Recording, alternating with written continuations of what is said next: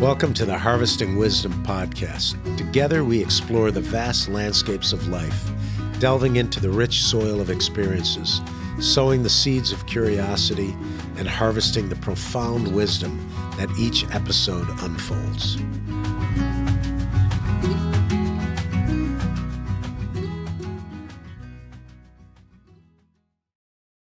Hi, Dr. Roselle back with Garden Gail. We just had a great first episode. You saw it the week before, and we're super excited to be here with Garden Gail again.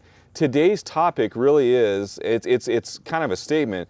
So you want to start your own community garden or school garden, there's some pain points. One is, where do you get funding from? And two, how do you get people to volunteer? So we talked about some of the tips and advice and just gave an overview of the garden, but and you gave us your origin story for worms last time. Right. Talk to us about, let's do a hypothetical. If you were going to say, you know what, I love this garden here, but I'm going to start my own community garden, what are the steps that you would take from start to finish? But let's start with maybe looking at funding. How would you start your own community garden if you were going to do it? Well, the first thing, you would have to set up a budget and see how much it's going to cost. Is there water already there, or do you need to research that and get water valves and all that? That's one thing. And then there's all kinds of grants available on the internet that will help you with getting your garden off the ground. Great points. When we started looking for a community garden first partner, we looked for three things. One, we look for water. Is it accessible? Because if it's not accessible, you can't do it. It's a bad site. Right. The other one, which is here, is security. Believe it or not, you want to have fencing. It protects against critters, and it also protects about people that aren't involved in the garden out, which is a good thing. And then the third thing we look for is accessibility to sun. We had a couple of spots where they were in the shade of a building and you can't grow in shade. So first of all, your advice is perfect. Do your scouting, look at the availability of water, availability of sun, and security. The last thing we look at is the quality of the soil. And we actually test the soil for drainage and then just composition. You don't need an expensive lab. You could dig a hole and dump water in it to see it drains. Right. You could also do that to look at soil composition, but it helps when you're doing amendments. There's lots of great products out there. We partner with Soil, Seed, and Water for their soil amendments. We find them great, but there's lots of great companies out there as well. So we've checked that first box. We have the land. Now, I'm going to keep going back to this as well too. When you think of a community garden, you think of, well, I'm going to go to learn how to garden. But you guys are a wealth of knowledge when it comes to grants and how to select a site. So what advice would you give to somebody? They have their budget, they have their land. What's the next step in looking at the types of grants that are out there? Well, they're very easy to find. You just can Google school garden grants, community garden grants. There's a bunch out there, but you just gotta be diligent and put all your facts down. And I just have to say, we just got a grant for plant identifiers. Oh, wow. So yeah, so I'm really super excited about that, because a lot of people don't know what these plants are or how to grow them. How can I grow this in Phoenix? So we're going to identify all these plants in our garden. So I'm excited about that grant. You just brought up something really important. A lot of people don't know this, but when you go into a big box store and they have all those starts out, some of them might not survive for a couple days, weeks, because they're out of season. Yeah. So knowing what to plant, when to plant, because of the temperature, water, soil type, it's really important. And a lot of people get frustrated and they say, I can't grow anything. Well, no, you just need a little bit of knowledge, right? A little bit of help. In our garden, we in the fall, we sponsor classes once a month. We have free classes. What? Yes, free classes. Wow. You can sign up online at keepphoenixbeautiful.org, and we have two gardens. So Pearson Garden also has classes, and we do bees. We do how to start your garden, how to amend your soil. Because if you just take Arizona dirt, nothing's going to grow in it. You said the right thing. We don't have soil, we have dirt. Yes. And for you out there, what that means is dirt doesn't have a lot of biology in it, and Right. it doesn't support life. So you want soil, that's why you do the composting, vermicomposting, right? Absolutely. Okay. And mulching is another great thing that you should do in your garden as well. You know that, mulching. So tell us why is mulching so important, especially in a place like Arizona? Because mulching holds the moisture in the soil, so you're not constantly watering, and that mulch gets down in the soil and starts working, and you'll see white I don't know how to say that word, white microisms or something like that. So it supports biology. Right, exactly. A lot of people, when they see that white, they think it's mold. Oh my gosh, my garden's got mold in it, and they want to throw it away. Oh my gosh, this is the best stuff for you. When you see that white mold growing on in your soil, it's perfect. And if you see little mushrooms popping up, that's even better yet.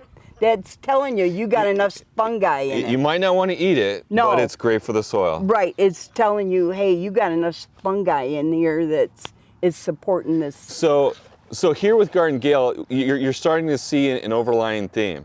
Tons of support, tons of know-how in your community, and you really shouldn't try to do this on your own. So you have volunteer opportunities where you feed them. Now you're telling me you have classes, so you can learn about vermicomposting, composting, gardening, and everything else. So it's a really great opportunity. You said something in the previous episode too about seed harvesting, which to me is near and dear to my heart, because a lot of people don't understand the difference between a GMO seed and a seed that's a seed that you can harvest from your own garden. Exactly. That's oh my gosh, an heirloom seed. So that means that you really don't, just like the composting where you have a renewable resource in your garden, you can also harvest seeds, and that's also a renewable resource as well. Absolutely. And the seeds that you're growing, whether they're tomatoes or peppers or whatever, they've already been used to this climate. So you're gonna have offsprings that's gonna survive in this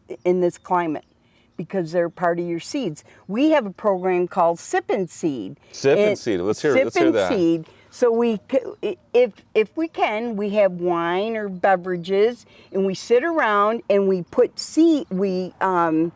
harvest seeds, put them in their little envelopes, and give them away at festivals and out to the community. We give back to the community. Well, Gail, we want to support the Sip and Seed. Urban Farming Education actually makes our own wine, and we are definitely going to donate a couple of bottles of wine to you. Oh, that's great. So we definitely want to support that Sip and Seed. So, this is great. I think that you've really talked about not just supporting yourself, but really supporting the community. So being able to come in and learn about how to grow, how to plant, all the different systems. And honestly, if you're a home gardener and you just need tips, I still say one of the best resources that exists are community gardens. And not only that, one of the things I was really impressed with, I shouldn't say shocked, very impressed with when I met you and your colleagues is, you're just good people. I'm really enjoying hanging out with you. It's a lot of fun. Yeah. And I'm getting the impression that when you guys get together and do your Sip and Seed, you guys have a good time. We have a lot of fun. We also paint gourds. Oh, okay. For birdhouse gourds. We do all kinds of things here. Not, paint rocks. We just have a whole gamut for everybody in the family. And honestly, that is a great point, because a lot of schools, they look for fundraising opportunities, and if you can grow and have activities in your garden where you can support your program, whether it's a school garden or a community garden, right? It's a great way to learn and connect with your community. So doing gourd production or painting rocks is a great way for you to support your program as well and make it sustainable, because that's the whole purpose, right? Exactly. You want to be able to support yourself. I love the fact at the beginning too that you talked about a budget. So Garden Gail, thank you so much for being with us for another episode. We have one more episode in the series, which we're going to be showing next week. But again, thank you so much for your knowledge. And I would say you really have no excuse as far as knowledge, know-how, if you connect with a community garden to grow yourself, right? Absolutely. And I'm a pollinator, so I grow flowers for pollinators because you really got to have those pollinators in your garden to make the ecosystem all work together as one. Yeah, and honestly, you kind of said something, and if you look at this, it almost feels like a microclimate here where you look around, if you look on the mountains besides this, different species of plants, there's dirt instead of soil, and in here, you're just in a different world surrounded by hummingbirds and flowers, so it really is beautiful. Join us next time, Harvesting Wisdom with Garden Gail in our community garden. Thank you. Thank you. Bye-bye. See you soon.